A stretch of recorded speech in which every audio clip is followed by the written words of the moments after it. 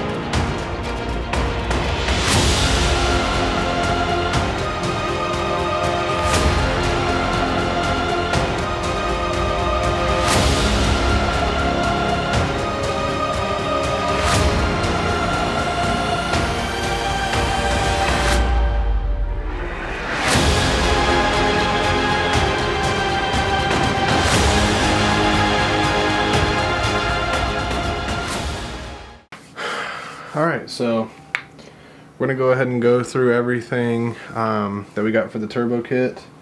Like I was saying in the beginning of the video, only thing we're really missing is the intercooler kit and the standalone ECU. On this, I don't plan on running a blow-off valve with how turbo technology has really bumped up over the past 10 or so years. It doesn't affect the turbos as much as if it were, 2010 and, you're throwing 40 pounds of boost with no blow-off valve.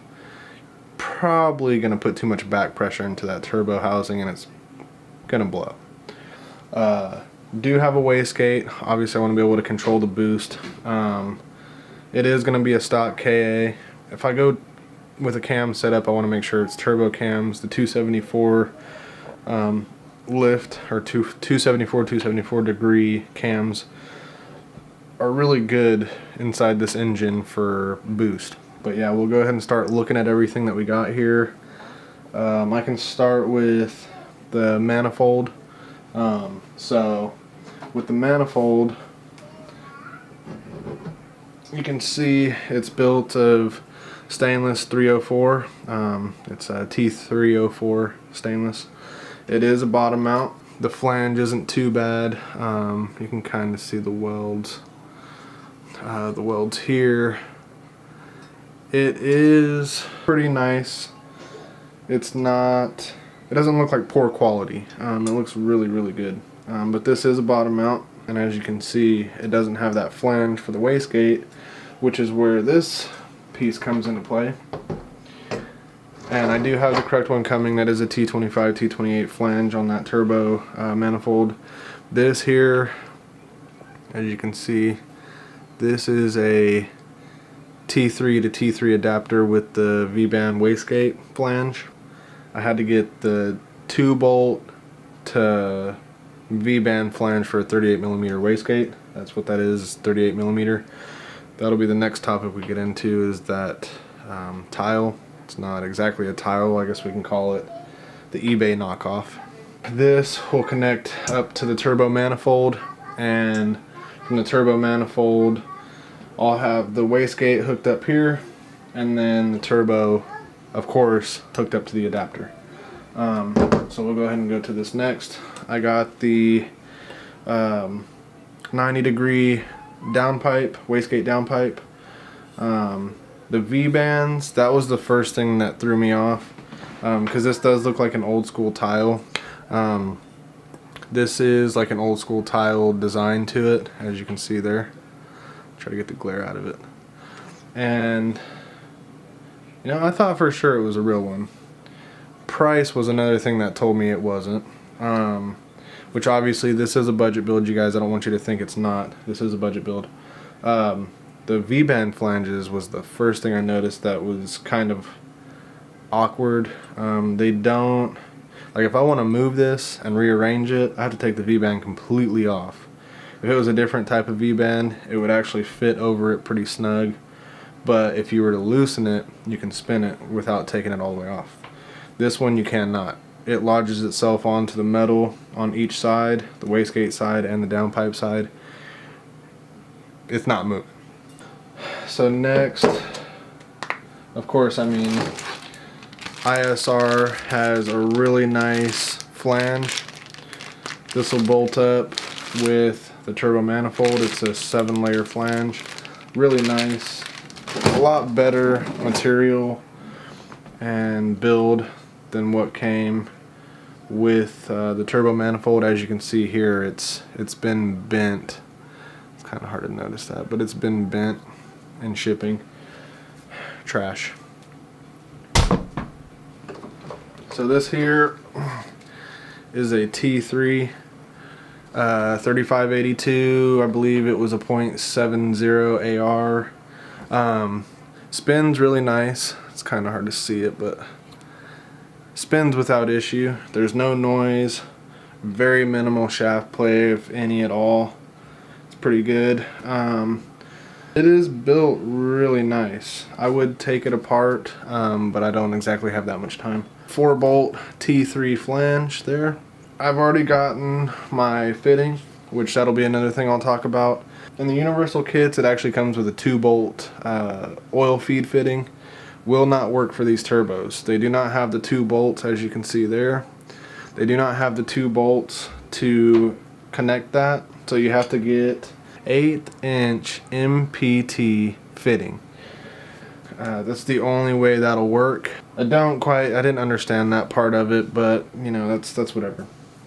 So next thing, we got our oil feed, which has the 1/8-inch female connection here, and then it has the male connection there, which the male connection will go to the oil sandwich adapter plate.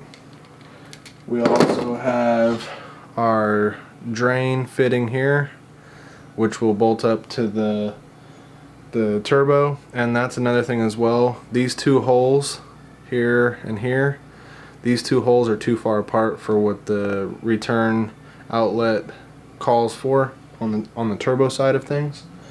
So what I'm going to have to do is take the inlet, the oil feed gasket, drill these 2 holes out where the hole sits center on that oil return. Drill those holes out so I can actually put the bolts in. Braided return line. Really nice fittings, honestly. I've always thought that these fittings weren't great, but these seem to have come around over time. Very nice, like I'd say 45-degree angle on it, which I'll probably end up using that side to go on the turbo, and then the other side I thought about using the straight fitting, but I think I might use the other 45 or 35-degree angle on this side as well. Well, I had that backwards. on this side as well, and that'll hook up to the welded bung that's going to be on the oil pan, which that is right here. It's all aluminum. I believe it feels very light like aluminum. It's definitely not billet, which that's another thing as well. I need to get a TIG welder. So here we got a GLOWSHIFT boost gauge. This is a vacuum / boost gauge. It goes up to 30 psi, which is perfect. It's a 15 psi spring in the wastegate, so I don't plan, I mean usually you can double that, so it'd be up to 30 if you have like a 4-port, a 3 or 4-port solenoid, boost solenoid for controlling the boost. This is really nice. I got the tinted 7-color series. Can't wait to hook that up. There will be an install video with this along with the oil sandwich adapter plate, which is right here. There will be a video that will be going along between the two of those. Since I don't have the intercooler just yet, and it'll probably be a while, I might start a Patreon, give you guys some early content that will cater to the Patreon, just so we can keep this build going smoothly. It is a budget build, mind you, but you gotta pay to play. You can't get it all free. Let me see, so we got, so these here are M10 by 1.5 exhaust studs. These are used for, they'll be going in on this end, which I already have some, so I'm not gonna have to use these. The turbo manifold came with their own. I'm not exactly sure on what the dimensions are. They might be M8 by 125 possibly, but it already came with them, so I don't have to worry about that. But I will use, I'm gonna get some 10 by 1.5 bolts and nuts for the adapter, because that's just push through. It's not a threaded hole on those. But yeah, pretty much that's what we're working with as of now. I do have a couple other gauges. I have an oil temp gauge and then of course a fuel level gauge, but I think so far that's gonna be it, you guys. I keep on saying it in every video. If you like what you're seeing and you want to see more of it, subscribe, you guys. The more people that subscribe, the more the videos will be seen, the more content we can create, and of course, you know, without you guys I wouldn't even be going as far as I have. Car was gonna come no matter what, but the amount of upgrades and building I'm planning on doing with the car is thanks to you guys, so make as much content as possible. This is just something to keep the videos going. Weather sucks, really sucks. It's been a really rainy day. There was no way without a garage for me to be able to do anything with the car. I do have just a little bit more to get the differential done. I did record some before the rain really hit. I did record a little bit, but I'm gonna wait. I'm not gonna keep giving you guys teasers. I'm gonna wait till the spool shows up. I'm going to finish off the video of getting everything out. So that'll be video coming soon. I got a new air compressor, so I'll be able to get my aero catch hood pins installed and get those flush mounts set up just right. I got a Dremel to fine tune the area so it doesn't look like junk. I mean, yeah, it's gonna be covered, but I still want it to fit perfect. I want it to fit snug. This is a precise build, you know. It might be on a budget, but it's precise. But yeah, so if you guys do like this and you guys want to see more, subscribe, like the video, share the video. So on that note, you guys, I'm gonna get out of here. I shall see you guys in the next one. Peace.